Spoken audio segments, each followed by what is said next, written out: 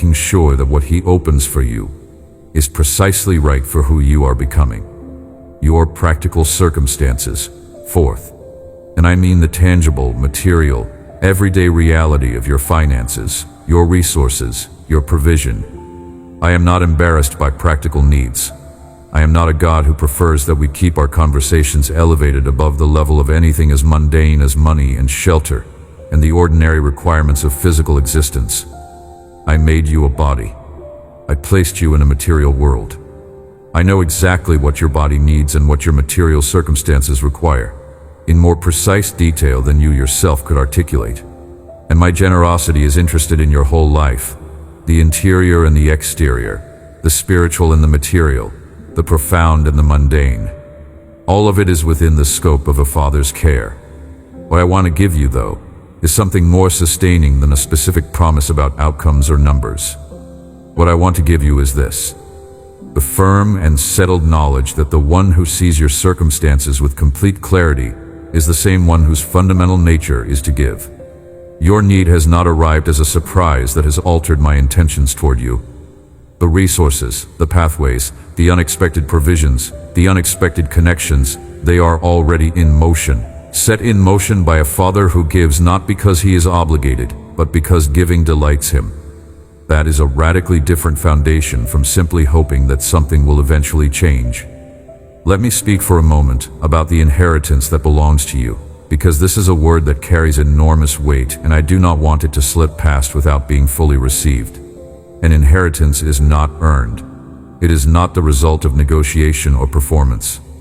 An inheritance is what a parent sets aside for a child, simply because the child is their child, because love has a future-facing dimension, because the parent looks ahead and says, I want something to be there for them when they need it. I want my life to have served them even after I'm gone. I want to have given not only in the present moment, but into the days that are coming, the ones I can see and they cannot. You have a Father who does not die, which means your inheritance was not diminished by the passing of time or the transfer of an estate. It is living and active and present and available in this very moment.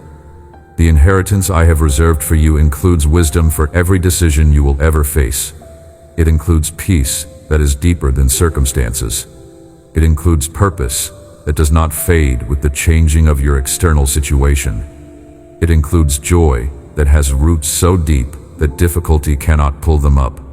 It includes restoration for the things that have been broken. It includes provision for the needs that are real and practical and will not be spiritualized away.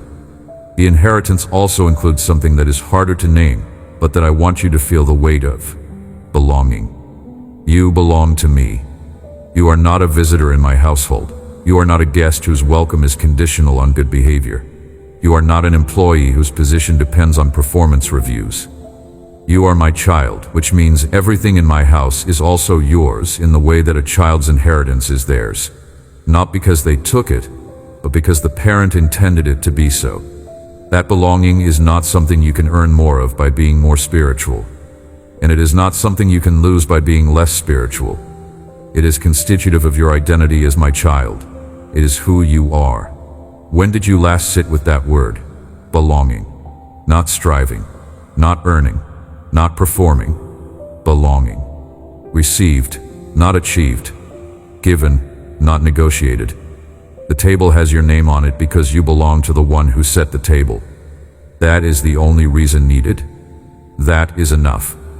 Something else is available to you as part of this inheritance: the companionship of the Spirit, who is given to live in you not as a reward for spiritual accomplishment, but as the guarantee of your inheritance, the seal that proves you belong. The Spirit does not come and go based on how well your devotional life is going. The Spirit is present with you in the ordinary, unremarkable, sometimes discouraging, sometimes quietly joyful reality of your everyday life. The Spirit intercedes when you do not have words. The Spirit guides when the path is unclear. The Spirit comforts when the weight is too much.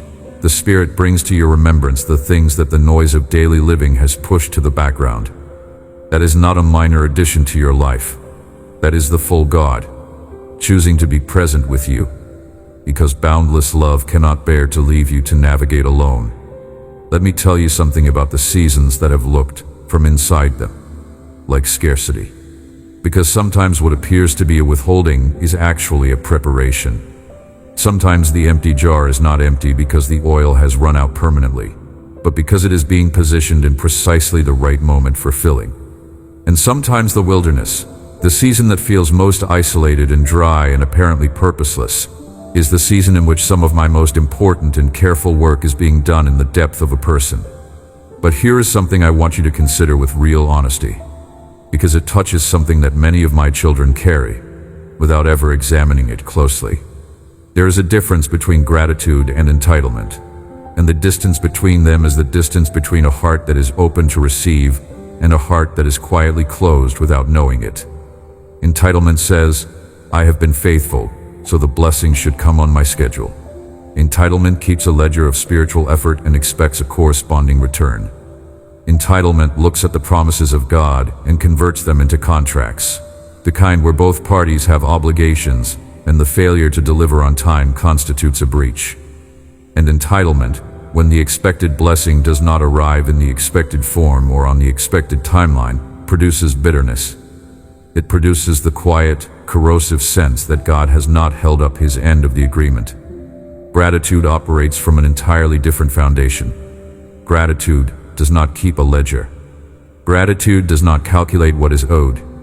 Gratitude looks at what has already been given and is genuinely moved by it. Not because gratitude is naive about what is still lacking, but because gratitude has learned to see the trail of faithfulness that runs through every season, even the hard ones. Gratitude holds the present difficulty in one hand and the history of provision in the other, and refuses to let the weight of the first hand make it forget what the second hand holds. The person who lives from gratitude walks through scarcity differently than the person who lives from entitlement. The entitled heart, in a season of waiting, grows bitter and accusatory. The grateful heart, in the same season, grows deeper and more rooted. Not because the grateful person is pretending the difficulty is not real, but because the grateful person has trained their eyes to see what is present alongside what is absent, and what is present, when honestly counted, is almost always more than what is missing. I am not asking you to manufacture false thankfulness for things that genuinely hurt. I am inviting you to a posture of the heart that changes the way scarcity feels from the inside. The widow did not approach her last handful of flour with entitlement. She did not say to the prophet, "God owes me this, so I will hold on to it until he delivers what I am owed." She opened her hands, she gave first. And the giving was not a transaction, but an expression of trust that came from somewhere deeper than calculation.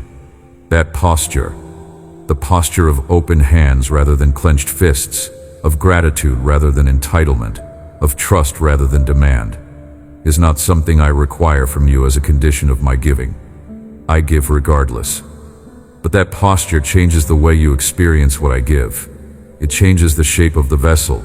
The open hand receives what the clenched fist deflects, even when both are standing in the same rain.